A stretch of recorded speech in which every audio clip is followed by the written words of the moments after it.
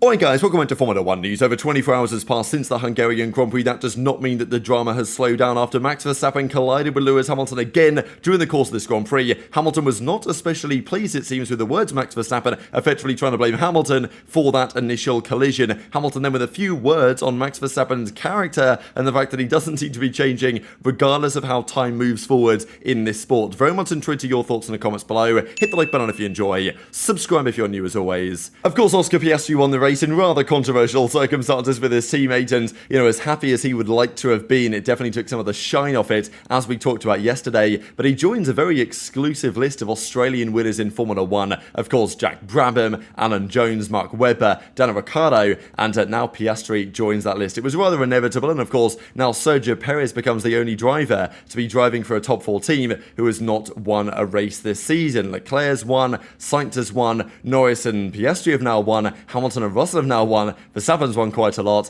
and Sergio Perez is not looking especially likely, right? Because in 2012 we had 8 different race winners. This year we have 7 so far. But at this rate, it's probably going to stay at 7 from now to the end of the season. Couple of comments here from Lando Norris on the Oscar Piastri situation, right? Because initially, he was obviously frustrated, and I'm sure he's still frustrated today. The question is he frustrated at his team? Is he frustrated at himself? Or, is he frustrated at just a culmination of events over the last few rounds? Because Lando says, look, he drove a better race than I did. He deserved it. It was the right thing to do. It hurts to give up the place, but I made the right decision at the end of the day. Look, I don't know if he did. I talked about it yesterday. I think the community's rather split on whether they thought he should or should not have done this, just because of the situation at the championship and other factors in play, the fact that he had more pace at the end of the Grand Prix. But look, the team wanted him to do it. That's eventually what he did. And probably for the long term, this is going to be better for McLaren that this happened in this way. But it's definitely a learning experience, I think, for them as well. And Andrea Stella says, my decision was to secure the 1-2 first and then decide the order, which effectively implied that, they pitted Norris just to make sure that he didn't get undercut by Hamilton, but the reality is that was never going to happen anyway if you looked at the timing screens. Lando also made this comment as well, though: I didn't deserve to win the race. Simple as that. The fact that I was in that position was incorrect. If Oscar's led the whole race, it's not fair. I don't think that's how it should work. I didn't give up the race win. I lost it off the line. So, Lando, I think this is probably a fair assessment of things again, but I'm sure that Lando's a bit gutted that this is true. And, it's incredible that this is true, is it not? There's clearly something more to this than merely just being unlucky, because Lando's been on pole 5 times, 3 in Grand Prix, 2 in sprint races. Of course, Sochi 2021, I'm not going to blame him for that because of the incredibly long run down into turn 1. There's not much you're going to do about that one. But in more recent times, the sprint race in Sao Paulo was one that you don't really want to lose the lead from pole to, because it's a relatively short run to the first turn. The Shanghai sprint race, he just got completely schooled by Hamilton, and then, of course, lost the lead to George Russell and, of course, Max Verstappen at the 2024 Barcelona Grand Prix in Spain, and then he's done the same to Oscar Piastri. So it's not like he's getting terrible starts. He's just not getting good enough starts when it matters. And, his rivals are capitalizing right now. But McLaren right now do find themselves in a very promising position. They've scored 184 points in the last 6 rounds. More than Mercedes, more than Red Bull, more, certainly, than Ferrari as well. This was, of course, the run into turn 1 yesterday. But Ferrari, just quickly on them,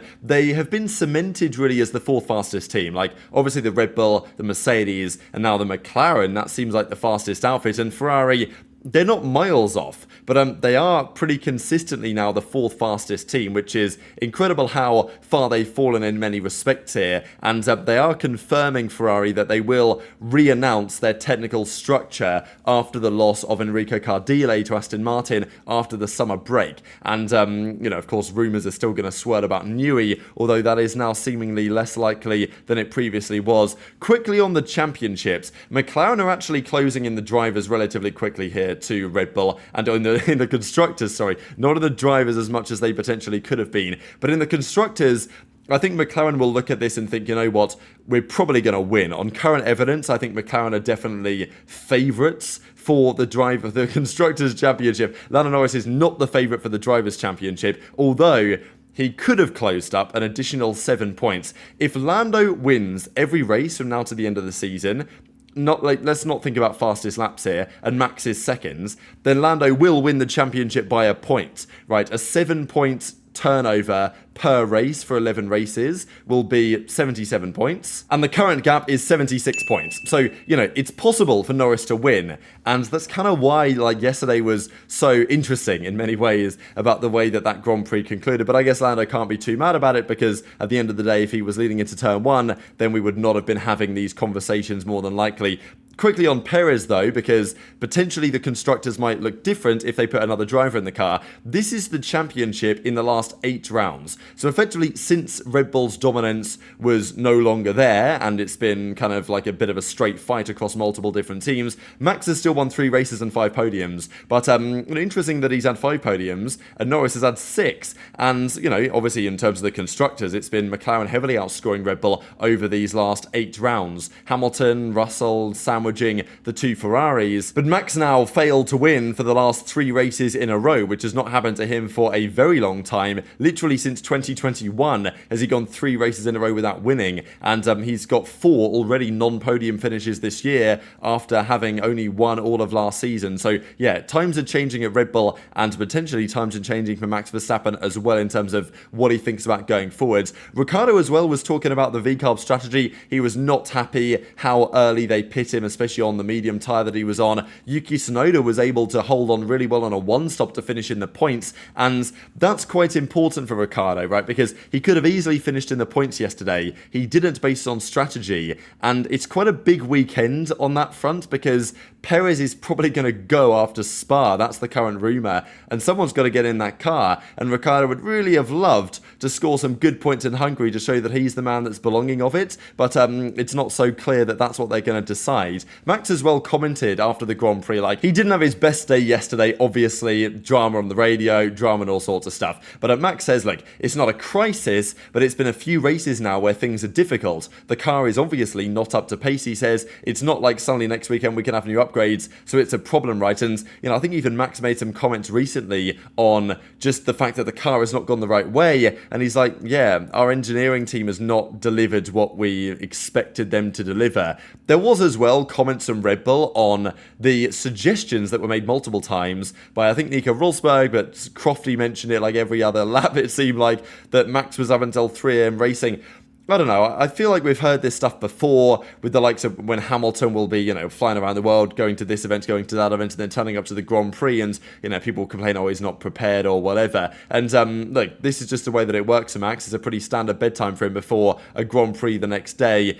You can debate whether you think this had an impact or not. Red Bull says that it's rubbish to think that his frustrations are affected, which is an interesting comment in a way, just because, maybe Red Bull, they were never going to say this, but if you'd argue that, well, yeah, Max was pretty tired, maybe that's why he was more, petulant than usual or whatever, but Red Bull are like, no, that's no reason at all. Kind of basically say that, Max is just like that, that's just normal Max. And to be fair, there's evidence to say that it is true when Max does not have, a comfortable lead at the front of the field. Clearly Max was frustrated with multiple things. The strategy, the fact that the upgrades weren't working as he wanted, the fact that the car was understeering more than he wanted it to, and, obviously it culminated really in this incident when he sends it heavily down the inside of Lewis Hamilton, had absolutely no chance of making the corner. They make contact, he flies up into the air, both of their cars survive, and, they move on. Hamilton secures the podium, Verstappen ends up 5th, but no further action on this. I think there was definitely many that thought that this could have been a 5 or 10 second penalty to Max Verstappen, which would have actually dropped him behind Sainz and would have lost him another 2 points in the drivers,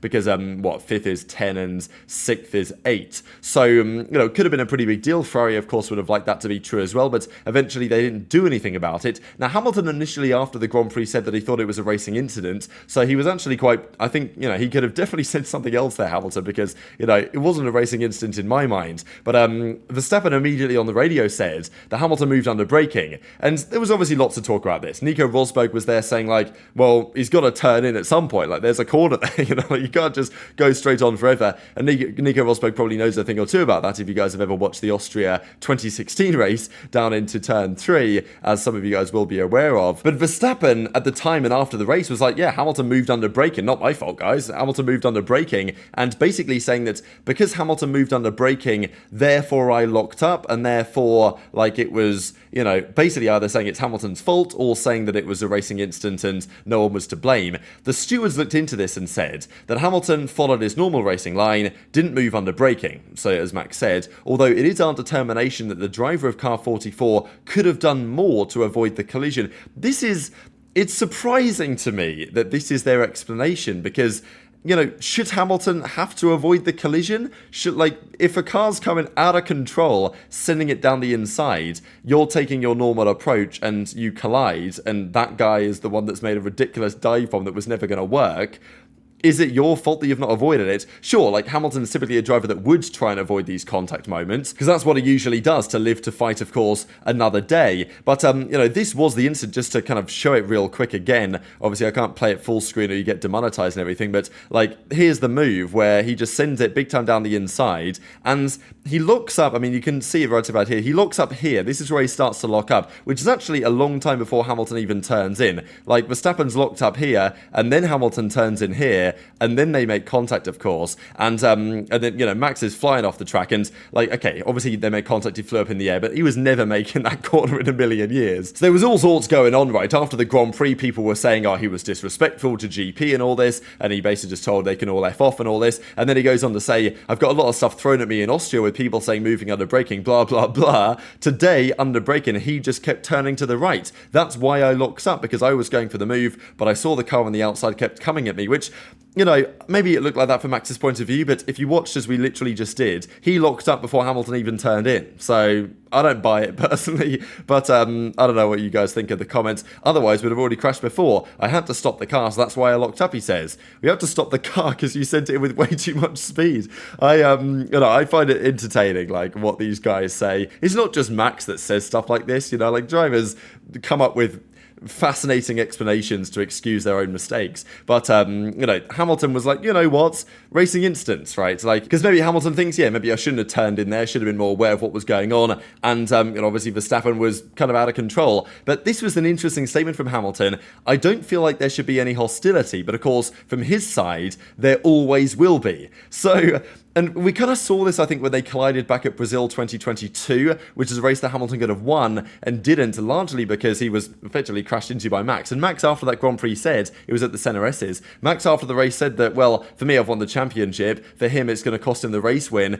And maybe I'll get a 5-second penalty for it, which I think he eventually did. Unlucky, I'm just going to go for the move, not minding so much if he crashes, right? So, you're never going to get away with it, right? The funny thing is that between these two guys, they seem sometimes quite, friendly off the track, right? I mean, obviously Hamilton comes in and kind of, breaks the ice a little bit and says that there was nothing really said. I thought it was just the respectful thing to do. I've got no problems with Max. And, obviously we also, though, saw this because Hamilton was then told, hey, Max said it was your fault. And, Hamilton's looking at the guy telling him this and being like, wait, are you serious right now? I thought it was a pretty funny reaction. So I don't really know if this Hamilton-Verstappen stuff is ever going to end on some level. And, Hamilton feels like doesn't really seem to matter how respectful he is or whatever, there's always going to be some degree of hostility from the Verstappen side. And I don't know whether it's against Hamilton specifically, really, or whether it's more so that just Max, when he gets into a mood like he was in yesterday, it might not have mattered who was in the way. He was going to try a move like this, because obviously Hamilton had frustrated him all race. He tried to overtake multiple times. Hamilton had defended well. So maybe if it had been any car, if it had been George Russell in the same position, he probably would have done the same thing. So I don't know if it's necessarily hostility, specifically towards Hamilton, but, because they seem to be relatively, friendly at the moment off the track. But it does seem like whenever Max sees Hamilton's car, he does seem to drive a little bit differently than he otherwise might have done. So yeah, these were the comments that were made by Hamilton right at that kind of post-race interview, saying that there always will be some sort of hostility between himself and Max, even if he doesn't want that to necessarily be the case from his perspective. But regardless of the way Max behaved, he's still got what Helmut Marko describes as the Verstappen factor, right? He's still rapid and he's still going to be in contention, even if he lost his head a bit in yesterday's Grand Prix. The question for me is, what exactly is going to happen at Mercedes next year now? Because Max is obviously not loving life at Red Bull as he was before. The car's frustrating him. The upgrades aren't really working. There's probably drama behind the scenes. Newey has left, and the team seems to have floundered somewhat in terms of exactly how to keep developing their car. And you've got the Mercedes team. They're not the fastest car, but they're not far away. And another podium, of course, yesterday for Lewis Hamilton. But at the same time, Andrea Antonelli lit up the timesheets yesterday during the Hungarian Formula 2 feature race, which he won very impressively. He benefited from a safety car towards the end, but it was great pace that even gave him the chance to do so. And now Antonelli, who is teammate of Behrman, who is highly rated and is in Formula 1 next season with Haas, and Antonelli is pretty much wiping the floor with Behrman right now and has been very impressive over the last couple of weekends. When he needed to deliver, he's absolutely delivered. And it's good, I think, to see that people are starting to recognise why this guy is considered to be a phenomenal talent.